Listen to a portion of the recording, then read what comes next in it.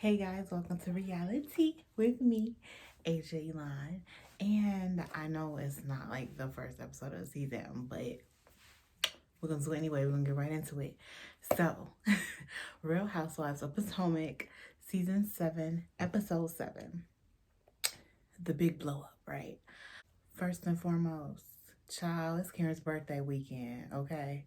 I'm always a little confused about these room situations with the housewives because it's like I don't really see the big deal sharing a room for like 1 or 2 nights with somebody you're really, really close with, especially like Giselle and Robin. Like, obviously, they're gonna get put together if anybody else plans a trip because, like, it makes sense and it makes it easy. Like, you don't want to put two girls that hate each other together. So it's real easy to just be like, y'all in there together, just how Mia and Jacqueline were in the main bedroom. Nene even told us about Peter. How many years ago was that? He's divorced from his housewife on a whole nother housewife show and still being motherfucking messy because he didn't have to say nothing to me. Like, he said it and left her on the cliffhanger, which was real weird because if you're gonna tell her, if y'all close, if that's your sister, that's your brother, whatever, say whatever you have to say.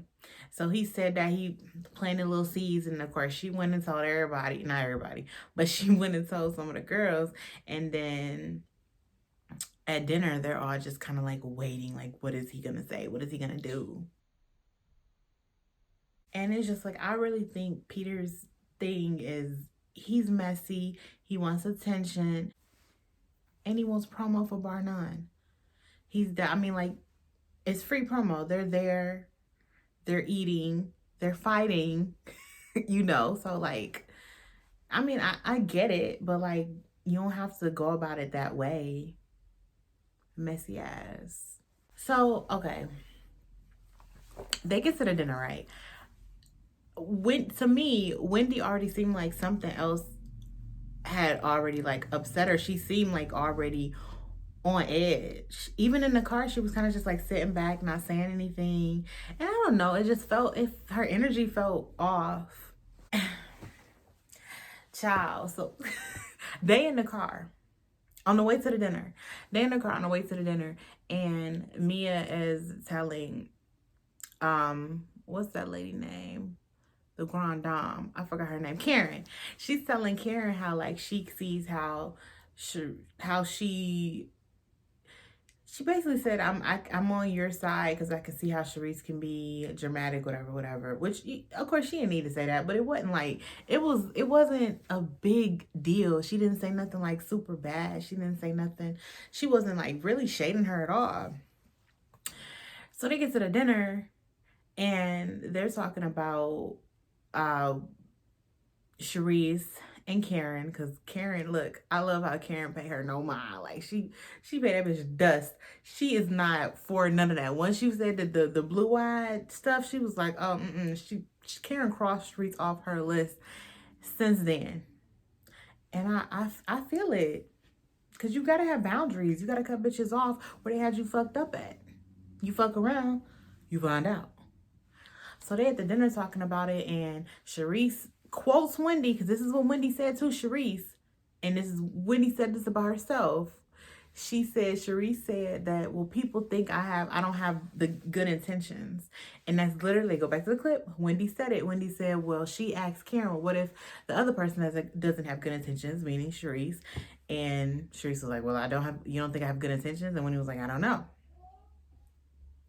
So Wendy's like denying it, like, don't put me into this. I didn't say that when she said it. And she throws Mia under the bus. She's like, oh, they caught me up. Mia, Wendy throws Mia under the bus, all because Mia is just trying to calm down the situation. She's just like, Wendy, like, she wants everybody to be quiet. This is, like her trip. And that's all it seemed like to me, was that she just wanted everybody to calm down. And Wendy was like, oh no. Who told me to calm down? You was in the car saying, nah, nah, nah, nah. And she owned up to it, even though you could tell me, it was like, wow, I can't believe you just said that shit. You just fucking kicked me under the bus like that. But she owned up to it. Wendy still seems upset. Peter comes to the table and they're like, it seems to me that Ashley and Sharice were like anticipating him going off on Wendy, and it's like, why do you want that? Like, it excited them so much. It's like, oh my gosh, Peter has beef. We're gonna go to Peter's restaurant. Oh my god, like, grow up. Sharice, how old is Sharice? She's senior citizen age. Like, she's AARP. Don't, like, grow up. Why do you want to see him go off on somebody? And Ashley asked when Peter leaves the table, like, was he joking when he said that? Like, what? It's like this is like they were just waiting. Like, this is gonna be the highlight of their nights. So Sharice and Wendy, not Wendy, Sharice and Mia go ask him, like, you know, what was your problem? And oh my god, this nigga, she didn't respond to a text. That's the reason to have beef. If it's a business thing, just hit her up again. Like, why? What is this childish? Oh my gosh, you gotta text me back first. I don't want to double text. It's a business thing. If you want to make money, you text again. Either way, like, that don't make sense to me. And to be like, I have beef with someone, like she did something wrong to you. She just didn't respond to a message.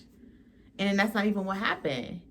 According to the text messages, she was the last one to respond to him. It really just looked like he wanted some attention. And here, Peter, here's your attention. Okay, you got it now. Okay, are you okay now? That was so unnecessary. And then, of course, they went back and saw Wendy. You didn't respond. It is just so childish. Like, y'all have too much money and too much age to be acting like some fucking 10-year-olds. But when they come back to the table, they're relaying, you know, the message. Like, you didn't respond to a business message. It's like, I don't know, they find way too much joy in someone's, like, I don't know, it's not even like demise. It's like just to make someone feel lesser than. And I feel like that's almost all of them on this edition of Housewives Potomac. Oh god, it's all of them but Karen. Whew. So they come back and relay a message like, oh, you didn't respond to his message. You ain't let him know you was in town, which was like, come on now, why do I have to let you know I'm in town? Unless we did, you know, we were doing business. And the way it was is that she wanted to go see the place. So I guess I would have been like, hey, I'm coming in town. If we can go see the place, you know, that would be awesome because I'm going to be there. But she didn't. No big fucking deal. But Wendy turns this into, if he has beef with me, tell my husband, which I get because he shouldn't have said he had beef anyway, which was kind of weird. It was a weird choice of words. Really weird and messy. But she's like, Wendy's like, that's not my man. I don't have to tell him when I come to town, but that's not what they meant. That wasn't the whole context of the situation. Because it was clear it was business. They said business. And she turned to something else. And she kind of, you know, obviously there was rumors about Mia's relationship. And she, you know, she was pushing buttons. And she said it without saying it. Like, that's how you and your husband play. I don't play like that. And Mia snapped. Okay, she threw a drink. And from then on, it just don't stop. And it don't stop, and it don't stop. Mia gets up, she calms down, she comes back, she's trying not to even say nothing, but Wendy won't stop. Wendy's going and saying even worse things about her marriage and about Peter and her husband. And it's getting her angrier and angrier. And when you verbally attack someone in that manner where it's like you found a soft spot, and you keep pushing it, you push someone in a corner, a lot of times, and I've been there, they feel like they don't have any other choice. And not saying that's right, but it is, like, it's a real thing. It's a real feeling to be pushed so far where it's like, I'm so angry, I can't even form words right now, you know? She keeps it up, she keeps going, and then she's the one that gets up, okay? At first, Mia was the one that threw the drink. Then she left, she calmed down. Now this time, Wendy is up, and Wendy's coming towards her, and security is holding Wendy back, and Wendy, like, pulls Karen's, she hits Karen's, pulls on Karen or something, trying to get at Mia. She leaves and she's calming, being calmed down, I guess. She come back, she right up on it. She right back where she left off. And she's pushing and pushing and pushing. And Mia snaps. She's the one up now. And she's up and she's, trying to get at her. She ends up, I think, hitting her with her purse. So at this point, she goes downstairs. Because it's like they tried to have a good dinner. They tried to just like get through the dinner. It was not happening. Um, while Wendy was up and taunting her and saying these things to her, about her marriage and about her being a businesswoman and a boss, because that's something that like Mia holds dearly. Um, Robin is recording her. She's sitting back, recording her with a smug smile on her face. And I know y'all done seen the memes. You done seen it. And she's like, I'm TMZ. She took so much joy in seeing Wendy flip out. It was so pathetic. It was I couldn't believe a woman at that big age. Not only at that big age, but we gonna talk about the Candace Monique. We gonna talk about that. Okay? We gonna talk about that. She's recording her and telling her if she's not going to fight, sit down. Which is also taunting. I do agree that if you are going to like push people and antagonize people and like Candace did, tell somebody to hit you and beat you up, I do feel like if you're doing that, you do need to be prepared. Okay? You shouldn't just be saying those things and just be like, oh my God, you hit me. Like you told me to. Wait. Am I not doing what you asked me to do? Like what's tea? What's really tea? What's really tea? Robin is doing that, and Karen does ask her. She don't ask her. She tells her to stop, but Robin does, and she's sitting back, recording, smiling, cheesing, having a good old time. They continue their dinner, and Robin and Giselle check on Mia downstairs, and Mia's like she wants to go home, and of course, she wants to go home. She's tired. She's upset. She's been, I'm assuming, she didn't say this, but I'm going to assume that she's been, she acted out of character and did some things that she probably does regret doing. Well, look, let me not put words in her mouth, okay? She was upset. Let me just say she was upset because I know that for sure. And she calls her husband to get her a flight home. And the green-eyed losers go back upstairs and they're kind of like telling Wendy that, she was antagonizing and that she played a part in it, which is true. I just wish they had that same energy 2 years ago. Anyways, Wendy calls them Mia apologists, which was crazy. That's such a wild, like, Mia apologists? Come on now. Like, that's extreme. She said she didn't want to talk to the Mia apologists. And then she brings up the fact that they were nonviolent 2 years ago. I just want to make it clear, if nobody knew, violence isn't just physical. Okay? It's not. Your words can be violent. Because they're as Black women, there's words that if we were being caught, not saying in this particular situation, but there are words that if we were being caught, we would want to resort to violence. I feel like Robin and Giselle weren't completely wrong, but where they are wrong at is the hypocrisy of it all. Because very, very similar situation happened with Candace and Monique.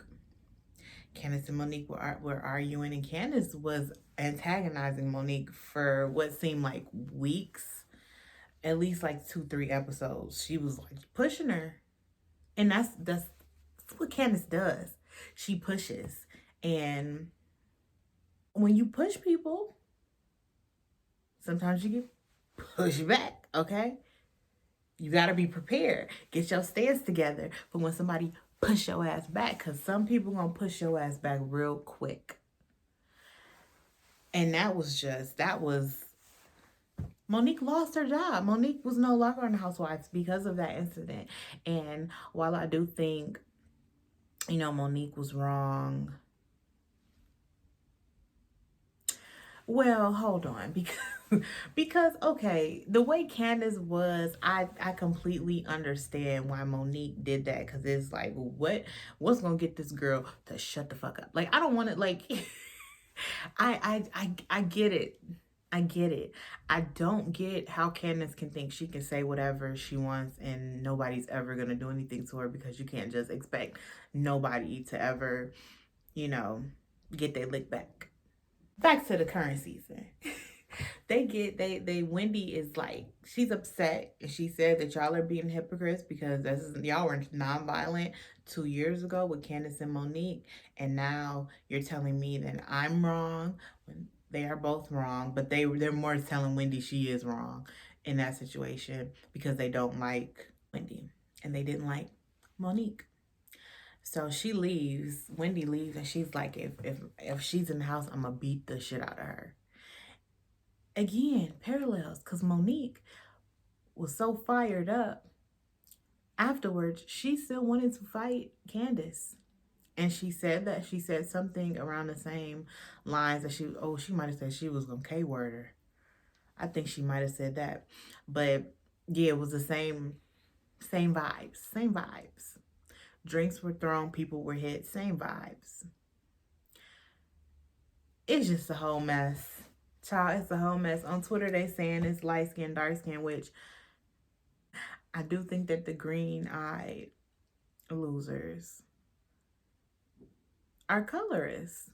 It seems like from the seasons we've seen and the type of behavior they've shown that they are. And I can't say 100% if that the reason they are, so behind Mia is because she's light skinned and Monique was dark skinned. Because Monique and Candace are both dark skinned.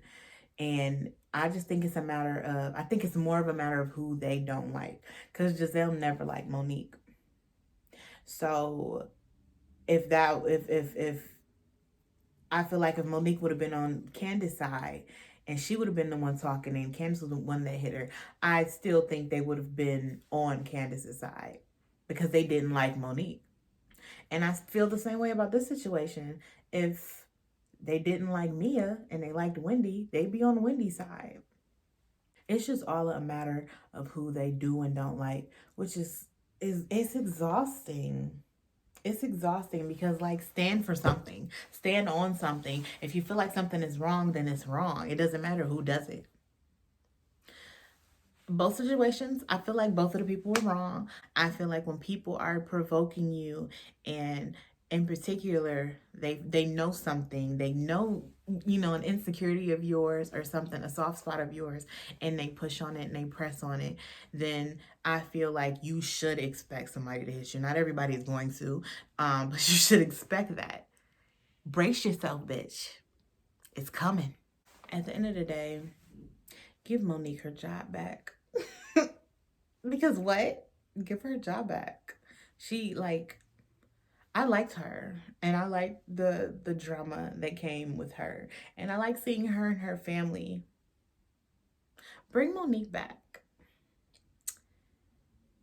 Take Candace out. Candace, I don't like Candace, but she is really funny, and her confessionals are good. So I can't even be like, take her out, because she's good for the show, I think. But bring Monique back, please. Andy, please. So it was a messy ass episode, and look, Candace ain't even there yet. So this next episode, shit is gonna get crazier, and then the episode after that, shit's gonna get even crazier. So you better stick with me. Reality with me, Asia. Thank you guys for watching. Follow, subscribe, and turn on your notifications so that you get notified whenever I post a new video. Thank you guys for watching.